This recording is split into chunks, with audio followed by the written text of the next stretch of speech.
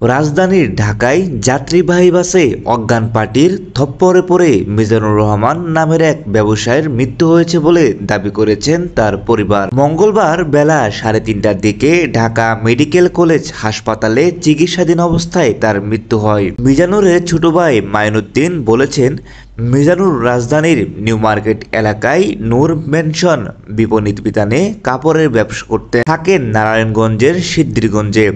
সকালে নারায়ণগঞ্জ থেকে ছেড়ে আসা রজনীগন্ধা পরিবহনে তিনি ঢাকায় রওনা হন। দুপুর 12টার দিকে বাসের পরিবহন শ্রমিকেরা ফোন করে জানান মিজানুর অচেতন অবস্থায় বসে আছেন। পরিবহন সংশ্লিষ্ট ব্যক্তিদের সহায়তায় তাকে হাসপাতালে পাঠানো হয়। মাইনুদ্দিনের তথ্য মতে মিজানুর গুলিস্তানের কার্যক্রম নিষিদ্ধ থাকা আওয়ামী লীগের দলীয় কার্যালয়ের কাছে আয়করের বিষয়ে আলোচনা করতে এক আইনজীবীর কাছে যাচ্ছিলেন। ঢাকা মেডিকেল কলেজ হাসপাতাল পুলিশ ফাঁড়ির ইনচার্জ পরিদর্শক মোহাম্মদ ফারুক বলেন, ময়নাতদন্তের জন্য মিজানুরের লাশ ঢাকা মেডিকেল কলেজে মর্গে রাখা হয়েছে। মলম পার্টি দ্বারা এক ধরনের অপরাধী দলকে বোঝানো হয়। এরা মানুষের চোখে মলম বা ওই জাতীয় রাসায়নিক পদার্থ হঠাৎ করে লাগিয়ে দিয়ে তাদের ভিকটিমের মূল্যবান সম্পত্তি হাতিয়ে নেয়।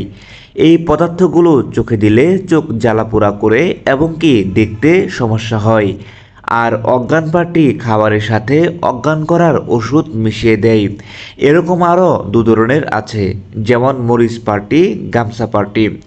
মরিচ পার্টি চোখে মরিচ দিয়ে ছিনতাই করে, আর গামছা পার্টি গামছা দিয়ে তাদের ভিকটিমের গলা পেঁচিয়ে হত্যা করে ছিনতাই করে থাকে। তাই আমাদের প্রত্যেককে সাবধান থাকতে হবে এই রকমের মলম পার্টি, গামছা পার্টি থেকে।